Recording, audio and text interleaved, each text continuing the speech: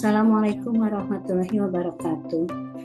Perkenalkan saya Suryana HPDI dari SDN Kunciran 3. Untuk kali ini kita akan belajar tentang Islam, yaitu Al-Quran, hadis, akidah, akhlak, fikih, dan sejarah budaya Islam. Sekarang kita lihat dulu apa itu Al-Quran. Al-Quran adalah kitab suci umat Islam yang diturunkan oleh Allah kepada Nabi Muhammad SAW melalui malaikat Jibril. Kitab ini berisi petunjuk hidup yang harus diikuti oleh umat Islam dan menjalani kehidupan sehari-hari. Al-Quran terbagi dalam 114 surat dan lebih dari 6.000 ayat yang mencakup semua aspek kehidupan termasuk ibadah, akhlak, dan aturan sosial. Apa itu hadis? Hadis adalah perkataan, perbuatan, dan ketetapan Nabi Muhammad SAW yang menjadi contoh bagi umat Islam. Hadis memberikan penjelasan lebih lanjut tentang ajaran yang ada dalam Al-Quran dan cara Rasulullah menjalani hidup sehingga menjadi pedoman yang sangat penting setelah Al-Quran. Nah, selanjutnya, mengapa Al-Quran dan hadis penting? Al-Quran dan hadis adalah dua sumber utama ajaran Islam. Al-Quran memberikan aturan dasar tentang cara hidup, sementara hadis memberikan contoh langsung dari Nabi Muhammad SAW. Keduanya membantu umat Islam menjalani kehidupan yang baik dan sesuai dengan ajaran Islam. Nah, apa itu akidah? Nah, sekarang kita sampai pada akidah.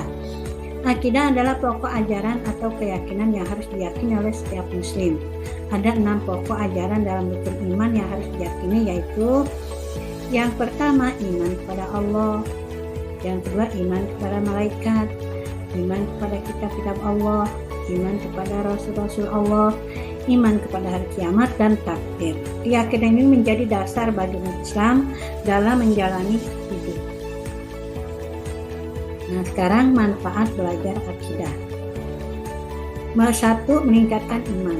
Nah, manfaatnya yaitu belajar akidah memperkuat keyakinan kita terhadap Allah, Rasulnya, dan ajaran Islam sehingga iman kita menjadi lebih kokoh.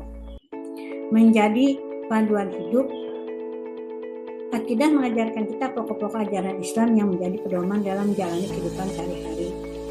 Memperkuat keyakinan, belajar akidah membantu kita memahami dan meyakini rukun iman, seperti iman kepada malaikat, kitab-kitab Allah, dan takdir yang memberikan ketenangan hati.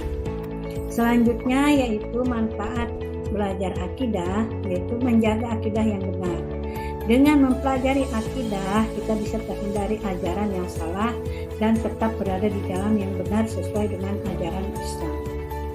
Selanjutnya yaitu manfaatnya mendekatkan diri pada Allah Subhanahu wa Ta'ala. Artinya memahami akidah membuat kita lebih sadar dan kuasa Allah dan membantu kita mendekatkan diri kepadanya melalui doa dan ibadah. Nah, sekarang apa itu akhlak? Akhlak adalah perilaku atau budi pekerti yang baik. Nabi Muhammad SAW memberikan contoh akhlak yang mulia seperti sabar, jujur, dan tolong-menolong.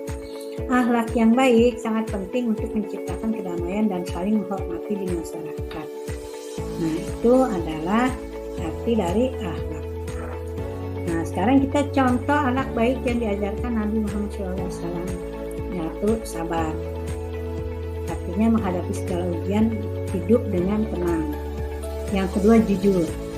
Artinya selalu berkata yang benar. Yang ketiga, tolong-menolong, yaitu membantu orang yang membutuhkan. Selanjutnya, ramah, yaitu bersikap baik dan menyapa orang dengan senyuman. Selanjutnya, kita belajar apa itu fikih. Nah, di sini fikih adalah ilmu yang mempelajari hukum-hukum dalam Islam, baik yang berkaitan dengan ibadah maupun kehidupan sehari-hari.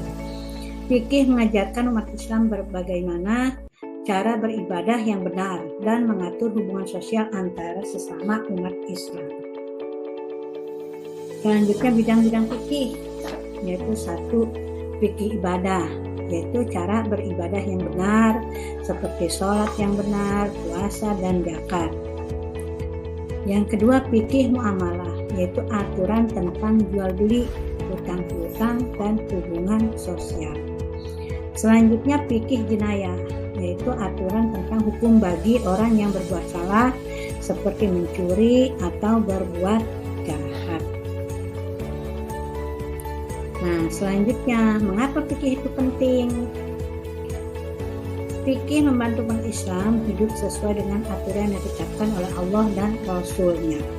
Dengan mempelajari fikih, kita tahu bagaimana cara beribadah dengan benar dan bagaimana berinteraksi dengan orang lain secara baik dan adil. Nah, sekarang kita mengalih kepada apa itu sejarah budaya Islam.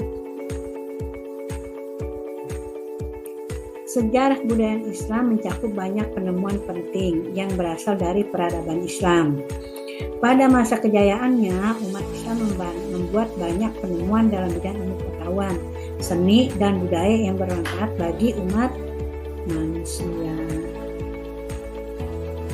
Sekarang kontribusi Islam dalam ilmu pengetahuan. Nah, di sini kita belajar kontribusi Islam dalam ilmu pengetahuan. Apa kontribusinya? Yaitu kebudayaan Islam memberikan kontribusi besar dalam bidang ilmu pengetahuan seperti matematika, angka Arab yang digunakan di seluruh dunia. Yang kedua, astronomi, yaitu penemuan tentang binatang dan planet. Ketiga, kedokteran, penemuan obat dan metode pengobatan. Itu kontribusinya. Selanjutnya kita belajar seni dan budaya Islam. Peradaban Islam juga terkenal dengan seni budaya yang indah seperti arsitektur, masjid-masjid megah dengan desain yang menakjubkan. Dua, kaligrafi Arab, yaitu seni menulis dengan indah atau menggunakan huruf Arab. Yang selanjutnya musik. Musik, penggunaan alat musik dalam berbagai acara budaya, seni dan budaya Islam. Terima kasih, mungkin pembelajaran kita sampai di sini. Kurang lebihnya mohon dibukakan pintu maaf yang seluas-luasnya. Wassalamualaikum warahmatullahi wabarakatuh.